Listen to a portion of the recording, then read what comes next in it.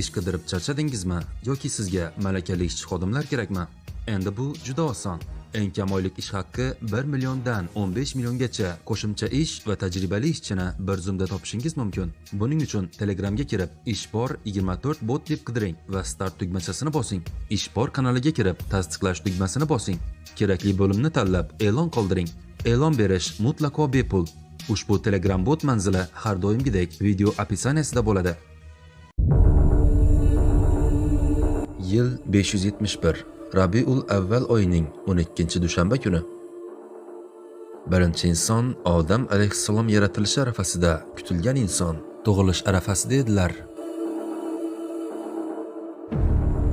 Insoniyat tarixi davomida barcha payg'ambarlar tomonidan kelishi e'lon qilingan buyuk qutqaruvchi, butun koinotning sevgilisi, ikki olam sarvari, rahmat payg'ambari Muhammad sallallohu alayhi va sallam tavalludlari boshlandi.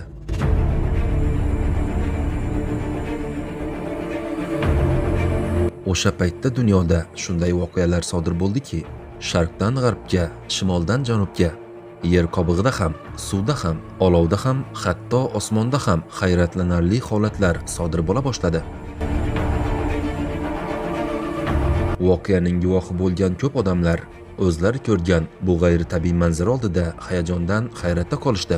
Endi keling, o'sha kechada butun dunyoda sodir bo'lgan bu voqealarni boshimizdan o'tkazishdan oldin Payg'ambarimiz Rasululloh sallallohu alayhi va sallamning onalari Hazrati Omina onamizni homiladorlik davrlariga nazar tashlaylik.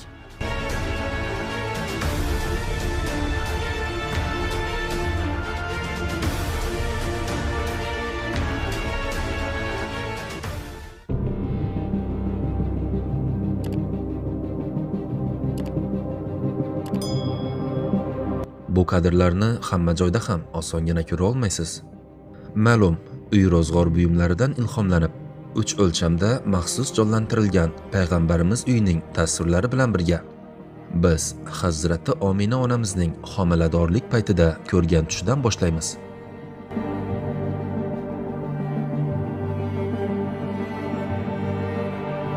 Islom manbalarida payg'ambarimiz Rasululloh sallallohu alayhi va sallamning ona qornida homila bo'lishidan tug'ilishigacha bo'lgan davrda ba'zi g'ayrioddiy voqealar sodir bo'lganligi qayd etilgan. Ulardan biri Hazrati Omina onamizning homiladorlik paytida ko'rgan tushi bilan bog'liq. Tushida unga shunday deyildi: "Shubhasiz, siz bu ummatning ustozi bo'ladigan juda muhim bir avlodga homiladorsiz."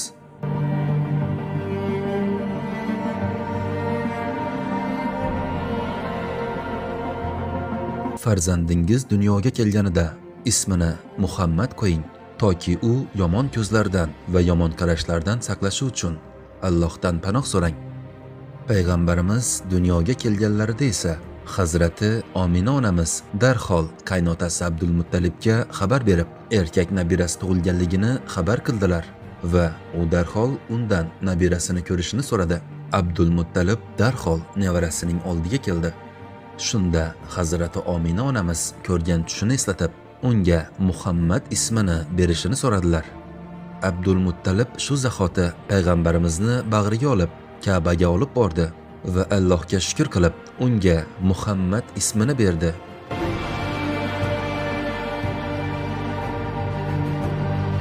Alloh taolo payg'ambarimizning ismini o'z ismi bilan yonma-yon zikr qilish bilan payg'ambarimizning nomini ulug'laydi. Bizlar esa har kuni 5 mahal muazzinlarning minoralardan buni e'lon qilishlarini eshitamiz va payg'ambarimiz ummati bo'lishdan faxrlanamiz va shukr qilamiz. Endi keling asosiy mavzuyimizga, ya'ni payg'ambarimiz Rasululloh sallallohu alayhi va sallamning tavallud topgan kuniga qaytaylik.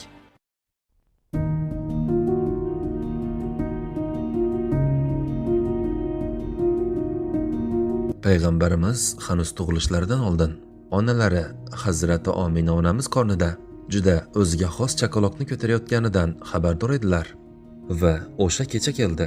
Payg'ambarimiz tug'ilmaslaridan oldin tez orada shunday voqealar sodir bo'ladiki, butun dunyo bo'ylab ko'p insonlar bu tug'ilishning ta'sirini kilometr uzoqliklarda ham his qilishadi. Bizga ma'lumki, ba'zi payg'ambarlar vahiy kelishidan oldin ham hayotlarida g'ayrioddiy vaziyatlarni boshdan kechirishgan. Misol uchun, Iso alayhissalom hali beshikda bo'lganlarida gapira boshlagani kabi.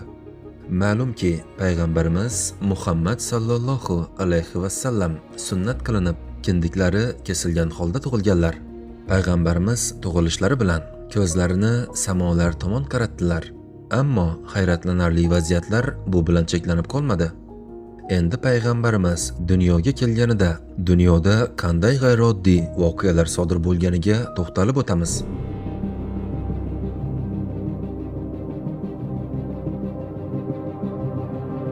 Hazrati Omina onamiz homiladorlik davrida ham, payg'ambarimiz Rasululloh sallallohu alayhi va sallamning tug'ilishida ham hech qanday iztirob, dard va qiyinchiliklarni boshdan kechirmaganlar.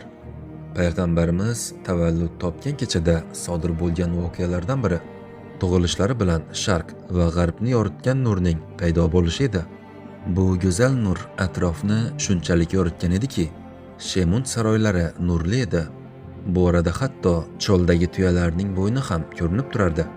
Abdurahmon ibn Avfning onasi Shifoning aytishicha, payg'ambarimiz tug'ilganlarida u yer juda munavvar ediki, hatto Yunon qasrlari ham osongina ko'rinib qoldi. O'shanda payg'ambarimizning xonadonlari ham nurga to'lganiga guvoh bo'lganlar ko'p edi.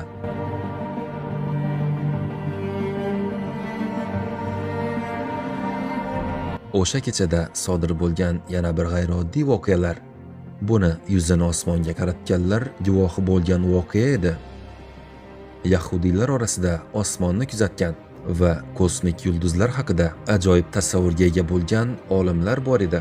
O'sha tunda osmonda g'ayrioddiy bir narsa yuz berdi. Yangi yulduz tug'ildi va bu yulduz hammani diqqatini tortadigan holga keldi. Buni yahudiylardan biri ko'rganida hali tong otmagan edi va baqirib yugura boshladi. Shoshilganidan odamlarni uyg'otdi. Yahudiylar bu odamning atrofida to'plana boshlashdi va senga nima bo'ldi, nega baqirasan deyishdi. Yahudiy shunday javob berdi: bilib qo'ying, bugun kechasi Ahmedning yulduzi tug'ildi. Ahmed bugun tunda dunyoga keldi. Quraysh ahlining oldiga chiqqan bu Yahudiy ularga o'z qabilasidan bir o'g'il tug'ilganini va u aytayotgan shaxs bu ummatning payg'ambari bo'lishini xabar qildi. Boring, uni toping va uning orqasida bir belgini ko'rasiz. Payg'ambarlik endi Isroil o'g'illaridan ketdi. Quraysh xalqi shunday davlatga aylanadiki, bu haqdagi xabar sharqdan g'arbgacha butun dunyoga tarqaldi.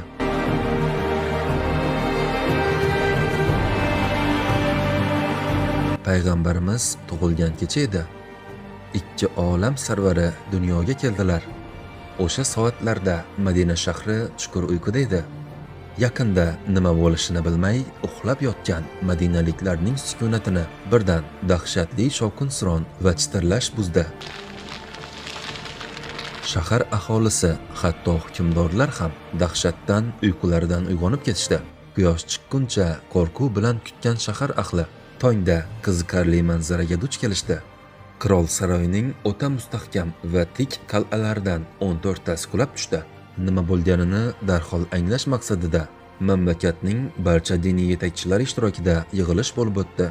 Yig'ilishda bu voqea sodir bo'lganida nima bo'lishi muhokama qilindi. O'sha paytda yig'ilishda bo'lgan eronlik Mubazzan ismli ayol o'sha kechasi silkinish oldidan ko'rgan tushini aytadi. U tushida yuzlarcha bo'kirgan tuyalarni ko'rgandi. Tuyalarning oldida esa arab otlari turardi. Hammasi Dajla suvidan ichib Eronga tarqaldilar. U go'yo islomning keng geografiyalarga tarqalishini ko'rgandek edi.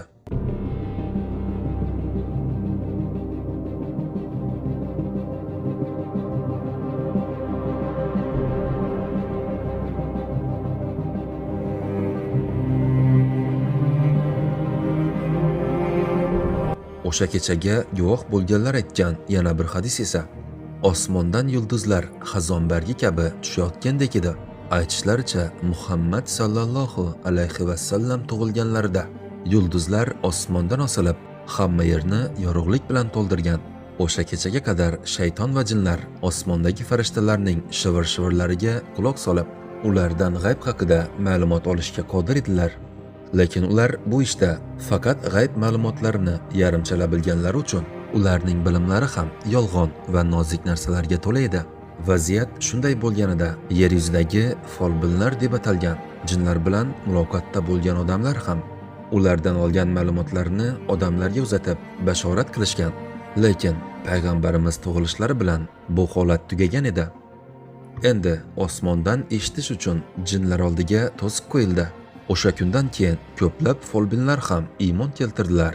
Chunki har doim jinlardan xabar olish imkoniga ega bo'lgan folbinlar endi payg'ambarimiz Rasululloh sallallohu alayhi va sallamning tug'ilgan kunlaridayoq g'aybni eshita olmadilar.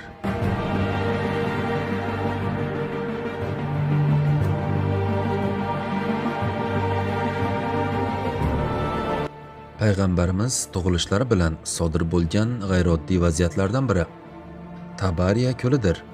Ya'ni Tabariya ko'lining suvlari bir zumda qurishi.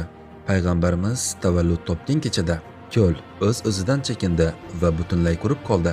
Buning sabablaridan biri iymon va islomga qarshi Allohning iznisiz amalga oshirilayotgan marosimlarga barham berilganligidir. Tabariya ko'li qancha vaqt suvsiz qolgani noma'lum. Lekin biz bilamizki, bugungi kunda ham mavjud bo'lgan Tabariya ko'li qiyomatgacha yana himoyalanadi. Hatto Yajuj va Majuj jamoalari ham ko'l suvidan ichishini va tugatishlarini bilamiz.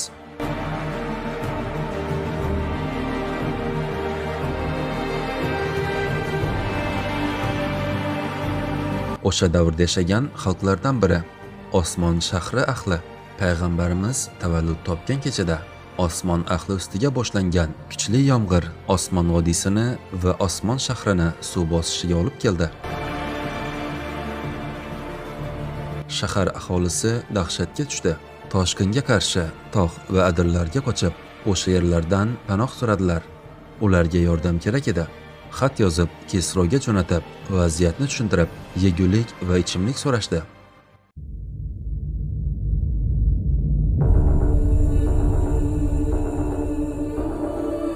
Majusiylar minglarcha yillar davomida olovga ishonganliklari va olovni iloh hisoblashgani uchun hech qachon o'chmaydigandek olovlari bor edi. Toki payg'ambarimiz tug'ilgunlariga qadar ularning o'chmas olovi bir zumda xuddi kichkina sham olovi kabi tugadi. Dunyoga kelgan payg'ambarimiz bir tomondan butparastlikni, bir tomondan esa otashparastlikni ko'z ochib yumguncha yo'q qilib, yer yuzini birlik mash'alasi bilan yoritib yuborgan edilar.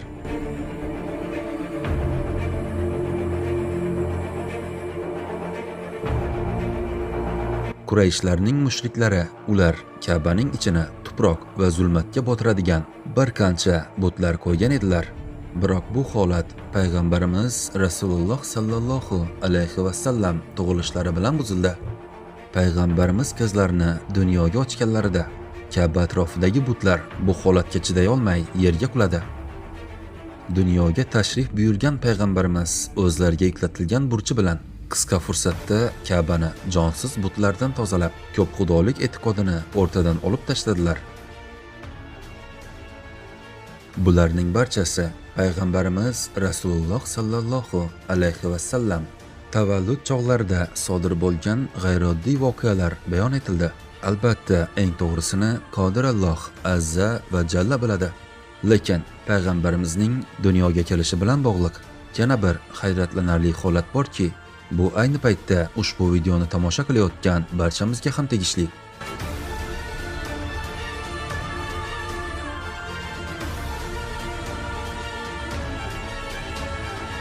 Hech tunda yashiringan bir lahza borligini va agar Alloh buni bizga nasib qilsa, o'sha soniya yoki daqiqa ichida duolarimiz qabul bo'lishini eshitganmisiz? Agar biz chin dildan Allohga duo qilib, nima tilasak ham ijobat bo'ladigan tunning ichida yashiringan u on payg'ambarimiz Rasululloh sallallohu alayhi va sallam dunyoga ko'zlarini ochgan ondir. Ibodatlaringiz har kecha ichingizda yashiringan o'sha lahzaga to'g'ri kelishini umid qilib, keyingi videolarda ko'rishguncha